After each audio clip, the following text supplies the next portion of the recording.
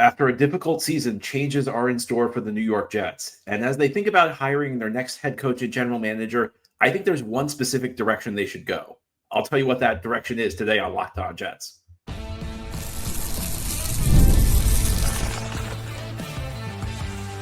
You are Locked On Jets, your daily New York Jets podcast. Part of the Locked On Podcast Network, your team every day. Welcome. This is the Locked On Jets podcast, part of the Locked On Podcast Network, your team every day. It's Tuesday, December 24th, 2024, and I'm your host, John B. from GangGreenNation.com. Thank you so much for making the show your first listener, first watch every day. Big shout out to everydayers. This is a daily podcast covering the New York Jets with new episodes each day through the week, Monday through Friday. And today's episode is brought to you by PrizePicks. Go to prizepicks.com/LockedOnNFL and use code all lowercase LockedOnNFL to win $50 instantly when you play $5. Well, today we're going to have our weekly mailbag. Normally we do it on Wednesday, but since tomorrow is Christmas and the first day of Hanukkah, we're going to move it up to today. Thanks to everybody who sent in mailbag questions. Our first question, John, which direction do you think the Jets should go when it comes to hiring a new regime? Should they look to bring in guys like Dimitroff, Vrabel, or Flores who have experience winning in the NFL to try and reset the culture, or would you prefer that they go with inexperienced guys who are ready to take the next step? So I have an answer that has a couple of layers to it, but the short answer is I would like to see them go in the direction of experienced people. And part of the reason for that is just the overall caliber of the ownership. I think it's clear that Woody Johnson is not there's a lot of things Woody Johnson's not any good at. And one of them is identifying talent to lead the franchise. The Jets have almost never under the Johnson ownership hired anybody experienced, either as a general manager or as a head coach. I believe the only one was Adam Gase as the head coach in 2019. And that was Adam Gase. So it's not like that was a very good hire. And we knew at the time that despite Gase having experience as a head coach, that was probably a bad hire. I mean, look, he's been the owner since 2000. He really has not hit on any long-term general manager or any long-term head coach. There were, a few flashes with Herm Edwards. There were a few flashes with Rex Ryan. Eric Mangini had a good year. Joe Douglas had his moments. Mike Tannenbaum had his moments as GM, but they've never found the long-term solution. And they've hired first-time guy after first-time guy. So if you don't know how to find the next great guy, if you don't know if you don't know how to find the assistant who's going to be a great head coach, if you don't know how to find the scout or personnel guy who's going to be the next great GM, go with somebody experienced. Go one who's shown that they know how to do the job. So that's number one. Number two, the reason that I want somebody experienced is that somebody who has experience is going to have the credibility to demand total control. And, you could either give total control to a general manager or total control to a head coach. But one thing that I think has really hurt the Jets is Woody Johnson's tendency to divide and conquer, where the GM and the head coach aren't on the same page. And if they disagree, well, Woody Johnson steps in to break the tie. Or Woody Johnson, it kind of seems like there are moments where he plays one against the other, where, he essentially blames one over the other. Take a guy like Mike Vrabel. One of the reasons I'm intrigued by Vrabel is he can come in and he might be able to, there was apparently like one report that he said like he'd be open to taking the Jets job depending on who the GM is. And there are other reports that, there are specific guys he's looking for as his GM. You bring Vrabel in and Vrabel gets to hire his GM. That means Vrabel's in charge. And I think it's tougher for Woody Johnson to take control because Vrabel is the kind of guy who could say, no, Woody, we're not doing it that way. And I think more than anything what the Jets need somebody in leadership who is going to be able to stand up to Woody. And that's tougher to do when, the GM has his sphere of influence and the head coach has his. It's tougher to do because those guys are kind of like, it's almost like the Jets create an environment where those guys are competing against each other. I want one guy in charge. It could be a GM, maybe it's Dimitroff and Dimitroff takes total control, but I want whoever it is to have total control. And the only way they're going to have total control is if they have a track record in this league, because those are the types of people who could demand that degree of sway. And then they have to stand up to Woody Johnson. So I think that's the direction I would lean. I think that, if for some reason Ben Johnson was interested, I would throw everything out the window because I think Ben Johnson's like the next Kyle Shanahan. I think Ben Johnson, the Lions offensive coordinator, is going to be a fantastic head coach. So he's the guy I'd make an exception for, but I don't think he's going to be interested because he's very picky about the job. He's very picky about the jobs he's been interested in. And I don't think he sat out last cycle to come and work for Woody Johnson right now. So that's my take on it. Next question, John. With your deep understanding of Woody Johnson, what do you think is the most realistic outcome that you believe your team is going to do in 2025? For example, will they run it back with Rodgers, a lame duck coach, and a GM? What do you believe is the smartest way of handling the 2025 offseason? And what do you believe is the most likely Woody Johnson way of handling the offseason? I really don't think Rodgers is coming back. And as much as I've been frustrated by the idea of that coming up in the media over the last couple of weeks, I think if you're reading the situation, it seems like Woody Johnson's just kind of done with Rodgers. Woody Johnson, as he does frequently, is turned on Rodgers, as he turns on everybody. But you also read like what Rodgers is saying. If you're following like what Rodgers is saying when he goes on the McAfee show, Rodgers does not sound like a happy camper right now. I mean, he made a reference a couple of weeks ago to some teams getting support from ownership, like the Lions, and then maybe the Jets aren't the team that's getting support from ownership. And just yesterday, he apparently made some reference to being the first player cut by a teenager, which if you've been following the media, there's lots of questions about how much influence Woody Johnson's teenage sons have over control of the team. So I don't think Rodgers is coming back. I would be at this point, I'd be shocked. If they had finished the season strong, maybe the Jets would have done it. But I think that ship has sailed at this point. I think the smartest way of handling the 2025 offseason is just admitting that, we're not going to be able to fix this in a year. Now, when I say that, for whatever reason, there's a segment of the fan base that, like, when I say 2025 is going to be down, they think that, like, that means I'm embracing a 5-year rebuild. This does not need to be a 5-year rebuild. They're not going to be able to fix it in 1 year. They have a chance to fix it in 2 years, though.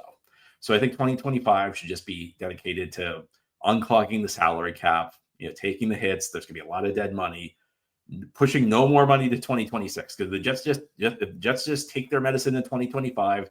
They just absorb all the big cap hits. They don't push any money to the future. 2026, they're going to have a lot of money to spend in free agency. We'll be able to go down. We've been through these cycles a lot where they just have a lot of money to spend. Maybe this time they'll do it better. Maybe this time they'll have the right pieces in place. What's the most Woody Johnson way of handling the offseason? Well, I think it's kind of what we discussed. The most Woody Johnson way of handling the offseason would be bring in a GM who's a first timer, bring in a head coach who's a first time head coach, a guy who's a defensive coordinator, and just push them around. Because I think that's part of the reason Woody Johnson can push these guys around. He brings in these first timers. They're trying to establish themselves. They don't have the credibility. They don't have the track record where they feel like they can stand up to their boss. So I think that's the most Woody Johnson way of handling the offseason.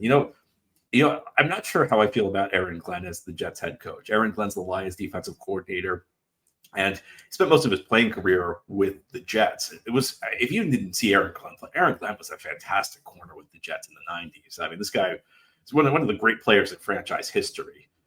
But I worry about Aaron Glenn stepping into the situation where, again, he's a first-time head coach and he's got this particular owner, how he would be able to navigate it. I think Aaron Glenn's a really good coach. I think if you look at what he's done this year with the Lions defense, all the adversity they've faced, if you look at all the challenges they face with injuries and how he's held it together for the most part. And I know lately there have been some issues because at some point you just suffer so many injuries that there's nothing a coach can do. I love Aaron Glenn as a player. I think Aaron Glenn's a really good coach. I don't know how I feel about him stepping into this specific situation. And it's almost as though I'd say I like Aaron Glenn too much to want him to get this job. But that's actually my concern is like Aaron Glenn's going to get this job. And like, we all love Aaron Glenn because Aaron Glenn was a great corner for this team, but it'll be like more of the same. That's my concern. I'm not totally ruling Aaron Glenn out because I do think he's a really good defensive coordinator, but I have to think that one over. But the most Woody Johnson way would be just hire first timers again. They'll be cheap. They'll be happy to have a job, and he'll just push them around. That would be the most Woody Johnson way.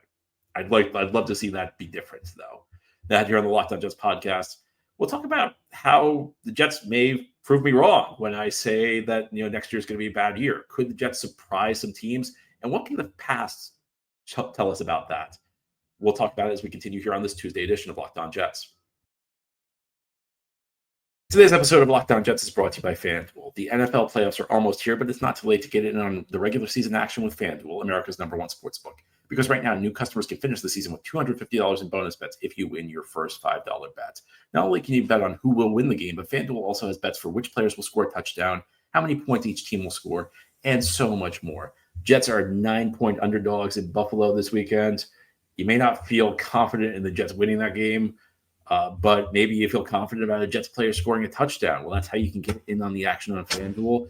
All you have to do is visit FanDuel.com to join today. That's FanDuel.com for your chance at $250 in bonus bets. Make every moment more with FanDuel, an official sportsbook partner of the National Football League. Thank you so much for making Locked On Jets your first listen or first watch every day. Big shout out to everydayers. This is a daily podcast covering the New York Jets with new episodes each day through the week, Monday through Friday. Let's continue now with our weekly mailbag. Our next question, Dear John B., when you think of Jets seasons in the past, particularly ones in which they overperformed expectations, what do you see as the common reasons why?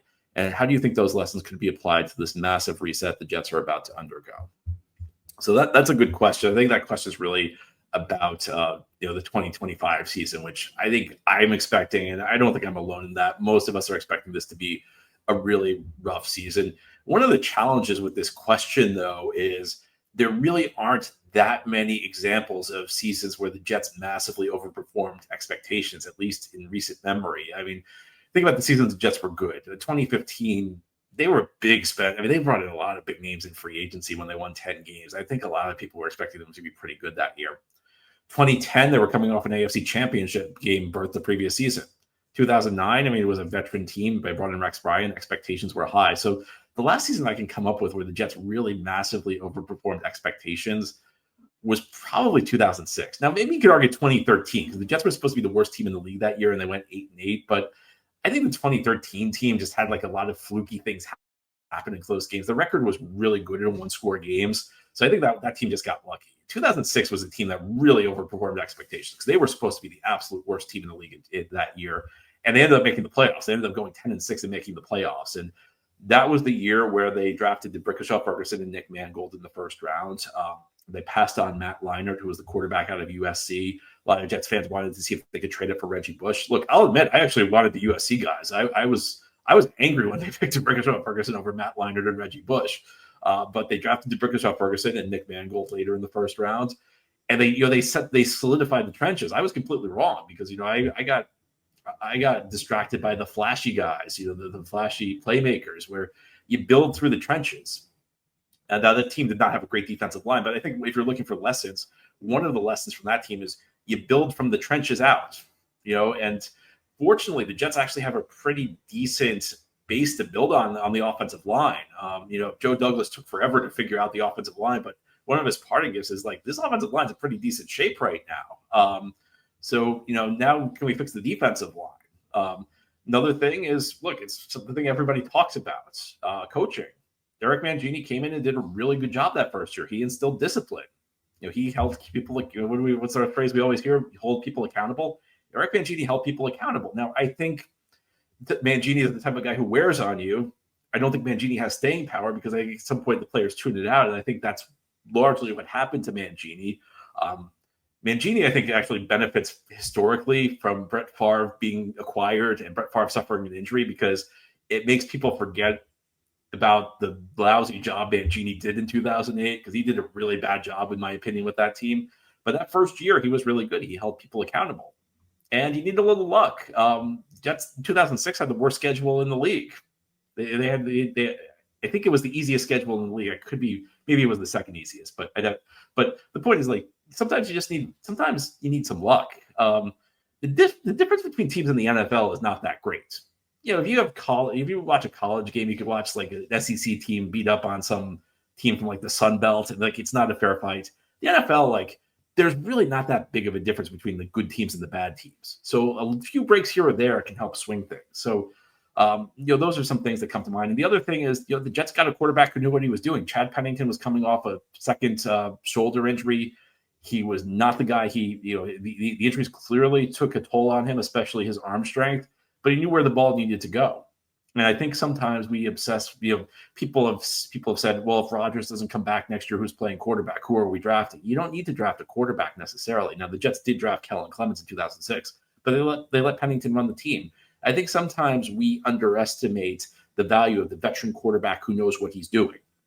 Now, the Jets will have a challenge finding that guy because Chad Pennington was on their roster. The quarterback of the Jets next season is not on the roster. So how will they find that guy? That's something we can discuss. But those are things that we can look to potentially build the team and have maybe catch people by surprise next season. Next question, John. Happy holidays. The upcoming draft does not seem like the strongest compared with other recent classes. Unfortunately, the Jets still have a lot of holes to fill. Are there any position groups that you would not draft in the first round this year? I recall last year you made a compelling argument against drafting tight ends in the first round. That was about Brock Bowers, and Brock Bowers has been phenomenal.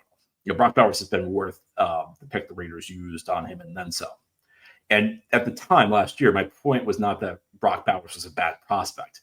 My point was that NFL teams have a difficult time scouting great. NFL teams can figure out if a player is good, but they can't. They have a really difficult time telling the difference between good and great. And that was the concern with Bowers. It's like Bowers had to be this good to justify the pick. If he was just a regular good tight end, he wouldn't be worth the pick. It was difficult to tell how good he would be.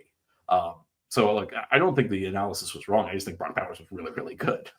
He's great and certainly worth the pick the Raiders used on him. But I just think there are certain positions where the margin for error is so small that you avoid them in the first round. Now, I think for the Jets, though, I would not take a quarterback this year. Because of something I just mentioned, I think there's going to be pressure to put him in the lineup. I think we're talking about the thing the Jets normally do is they take a young quarterback, they throw him right in with no pieces around him. They think that they try and sell the fan base that everything's going to be different this time, and they do the young quarterback no favors. Because now we have two Jets quarterbacks who've gone elsewhere. Two Jets quarterbacks, Geno Smith and Sam Darnold, who were thrown into impossible situations, failed, had people like me complaining about them, and went elsewhere, started to develop, and are now playing quality football. I think the Jets are not in a position right now where they can develop a quarterback. I think it'd be the same thing. I think it'd be Woody demanding this young quarterback get in the lineup. He wouldn't be ready. He'll lose games. He'll lose his confidence. Everybody will get on him. I want a veteran there. I think the Jets need to wait until they're ready to develop a quarterback. I think they need to build the team up around the quarterback. So that's the spot. There are position, we can talk positional value. I don't, for the most case, drafting a running back in the first round, at least early in the first round, is not a great idea. Drafting a linebacker early in the first round is not a great idea for a lot of the same concept, a lot of the same reasons. I've been against drafting positions like tight ends. But I think that quarterback's a position the Jets should look to avoid this year. I don't think anything good can come from that. Our next question is from Jack. Hi, John. You've talked a lot about there's no right way to be a fan. With that said, if you didn't cover this team for a living, would you ever take a step away or take a break from the team like a lot of other fans are doing? Yeah, I think if it wasn't for the podcast and the website, I probably would. I think it's a lot, and I think one of the things I hope I don't come off as like overly angry or overly surly, but it is tough when you cover this team and they haven't been to the playoffs for 14 years because it's like you're in it every day. The losing becomes like part of your life. I do think I would, and that's one of the reasons I say there's no bad way to be a fan. I do have to follow the team, and look, I'm lucky to be able to do this. I'm one of the luckiest people in the world that I can talk football because who wouldn't want to do that? But if I wasn't doing this, I think I probably would step away because it's just sometimes the losing just mounts, and I don't think you're a bad fan if you skip a game in a season this lost just for your own sanity. Because if you take this team too seriously, man, it's tough. Ahead here on the Locked On Jets podcast, we'll continue our weekly mailbag. I have got some questions about the holidays. I'll answer them as we continue here on this Wednesday sorry, it's not a Wednesday mailbag. It's a Tuesday mailbag edition of Locked On Jets. This episode of Locked On Jets is brought to you by Prize Picks. If you love watching the game, you're going to love Prize Picks, the easiest and most exciting way to play daily fantasy. Whether it's football, basketball, or any of your favorite sports, Prize Picks makes your holidays bigger and brighter. You can now win up to 1,000 times your money on Prize Picks. Plus, this holiday season, they're giving away $30+ million in rewards during Pickmas and offering 2 free picks in December. And when your picks hit, Pickmas makes it easy to cash out. You can get your money in as fast as 15 minutes. Just download the Prize Picks app today and use code LOCKEDONNFL to get $50 instantly after your first $5 lineup. That's right, $50 instantly when you play just $5. Again, download the Prize Picks app today. Use code LOCKEDONNFL. It's one word with no space, LOCKEDONNFL, to get $50 instantly after your first $5 lineup. Prize Picks, run your game. Today's episode of Locked On Jets is also brought to you by Rocket Money. Did Rocket Money help you find any subscriptions that you forgot about or that you were paying for twice? That might happen to you. You may have a few subscriptions that you didn't even realize you were paying for, and Rocket Money can make it easy to track them all down. It's like having a personal assistant for your finances. When I think about all the subscriptions I've lost track of, I really ought to use Rocket Money. Rocket Money is a personal finance app that helps find and cancel your unwanted subscriptions, monitors your spending, and helps lower your bills so you can grow your savings. It brings everything together in one place, whether it's subscriptions, your spending habits, or even the goals you want to hit this year. Rocket Money has over 5 million users and has saved a total of $500 million in canceled subscriptions, saving members up to $740 a year when using all of the app's premium features. Cancel your unwanted subscriptions and reach your financial goals faster with Rocket Money. Go to rocketmoney.com/lockedon today. That's rocketmoney.com/lockedon. rocketmoney.com/lockedon.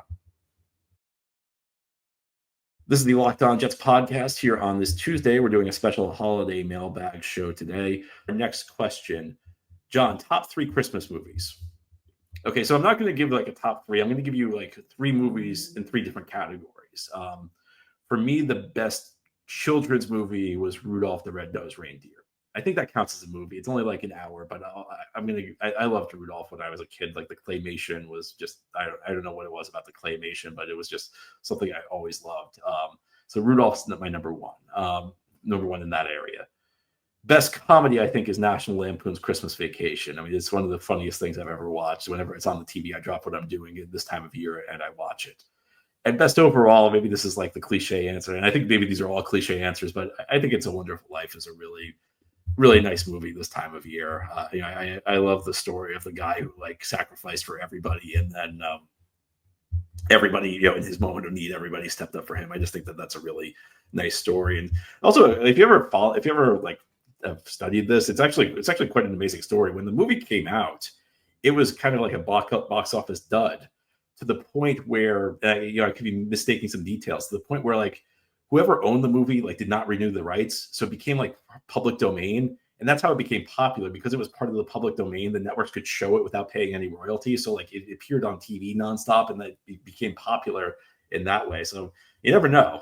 It was the movie that was viewed as a massive disappointment when it came out, and now it's become viewed as a Christmas classic. So I think those are my 3, and those are pretty cliche answers, but those are my answers. And our last question, John, since yesterday was Festivus, who's your favorite character from Seinfeld, and which is your favorite episode? My favorite character was Frank Costanza. Jerry Stiller was just phenomenal. He was so funny in that role. He fit that role perfectly. And Jerry Stiller, I loved him also in The King of Queens, where he played Arthur Spooner. Those were 2 dynamic roles that Jerry Stiller had. He was just hilarious. And I've always said that, like, if I ever met Woody Johnson, it would be like when Frank Costanza met Steinbrenner. There's this episode where George Steinbrenner goes to the Costanza's house, and Frank Costanza yells at him about trading Jay Buhner. Like, if I ever met Woody Johnson, that would be like exactly the way things would play out. And favorite episode, Festivus was a great episode, but I think the best episode was the one where I've referenced this episode. I talked about this episode regarding Joe Douglas earlier this season, the one where George Costanza is dating somebody and he avoids her because if she can't find him, she can't break up with him. And I mentioned that this year because it almost felt to me like Joe Douglas was hiding from Woody Johnson. If Woody Johnson couldn't find Joe Douglas, Woody Johnson couldn't fire Joe Douglas. Of course, Woody eventually found Joe Douglas and eventually fired him, but that's such is life. Anyway, that's all for today's episode. This has been the Locked On Jets podcast, part of the Locked On Podcast Network. Your team every day is our motto. As always, if you enjoy the show, hit the subscribe button where you're watching or listening so that you'll never miss an episode. If you enjoy the show or are listening on a podcast source, give it a 5-star review. And if you're watching on YouTube and enjoy the show, give this episode a big thumbs up. Helps us out, helps other Jets fans find the podcast. Enjoy your Tuesday. Enjoy your Christmas. Have a very Merry Christmas and a Happy Hanukkah. I don't think we'll have a show tomorrow. We might, but I don't think we will. But we will be back Thursday and talk more Jets.